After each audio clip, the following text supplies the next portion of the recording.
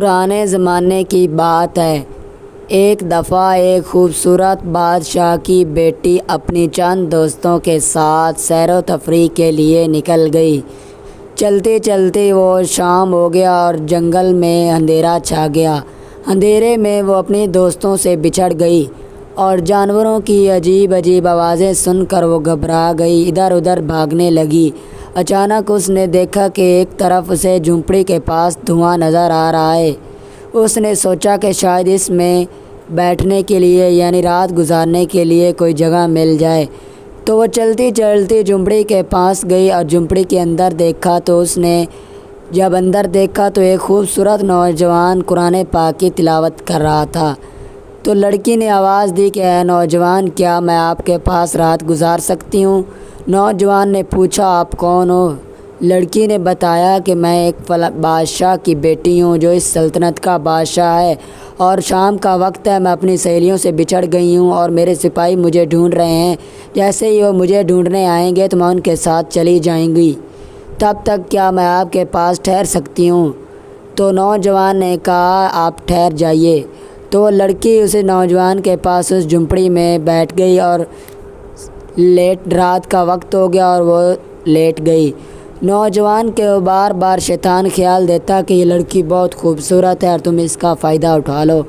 جیسے اس کے دل میں یہ خیال آتا تو وہ سوچتا اور ہاتھ اپنا چلتی ہوئی لو یعنی جو اس کے پاس دیا جل رہا تھا کہ اس کے اوپر کرتا، جیسے ہی اس کا ہاتھ جلنے لگتا وہ پیچھے کھینچ لیتا۔ لڑکی یہ دیکھتی رہی، ساری رات گزر گئی، لڑکا تلاوت کرتا رہا اور ہاتھ بار بار اپنا جلاتا رہا۔ دن ہوتے وقت اس کا ہاتھ جل گیا، دن ہوتے وقت تک۔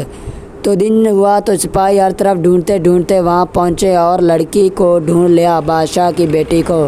سپاہیوں نے اس شہزادی کو بادشاہ کے پاس لے گئے۔ بادشاہ نے پوچھا کہ آپ نے رات کہاں گزاری؟ تو شہزادی نے بتایا کہ اس طرح میں نے ایک نوجوان کی جھونپڑی میں رات گزاری۔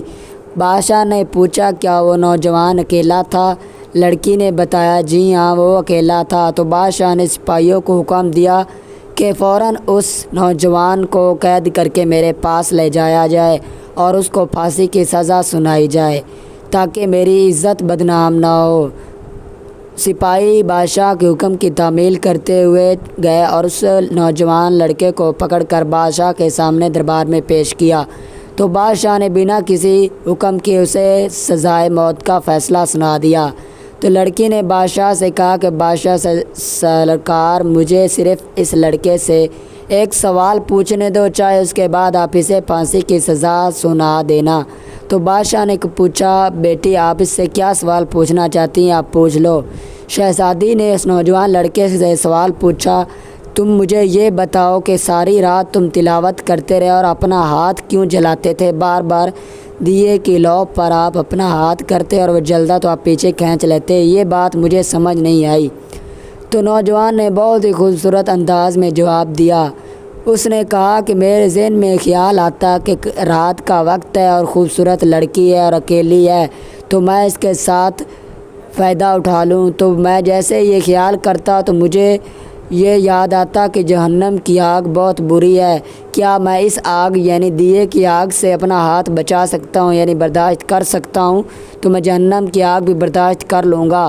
یہ سوچ کر میں ہاتھ اپنا دیے پر کرتا تو میرا ہاتھ جلنے لگتا، اس سے میں سمجھ جاتا کہ مجھ سے یہ دیے کی چھوٹی سی لو برداشت نہیں ہو رہی، اگر میں اس کے ساتھ زنا کروں یا زیادتی کروں تو مجھے جہنم کی آگ کیسے برداشت کروں گا۔